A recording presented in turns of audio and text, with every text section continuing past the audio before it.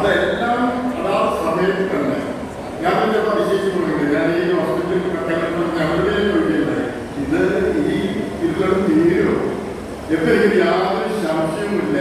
ഓരോ ദിവസം കാണുമ്പോൾ കഴിക്കാൻ വരിക മോളോട് കൊണ്ടിരിക്കുകയാണ് കാണാൻ സാധിക്കുക. കാരണം അതും നടക്കുന്നതാണ് എൻ്റെ എനിക്കൊരു ഞാൻ പറയാൻ ഒരുപാട് പറയാനുണ്ട്. അതിലൊന്നും കേൾക്കുന്നില്ല. 650 കോടി രൂപയോളം വികസനങ്ങൾ നടന്നു.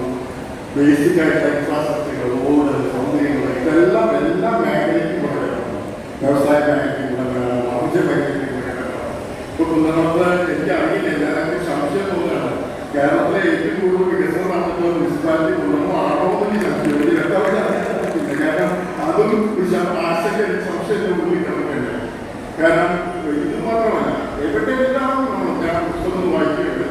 അല്ലെങ്കിൽ എൻ്റെ നറുസാരെയാണ് ഒന്നും കാണാൻ അതിനോട് പോകുന്ന അറിയാൻ സാധിക്കും.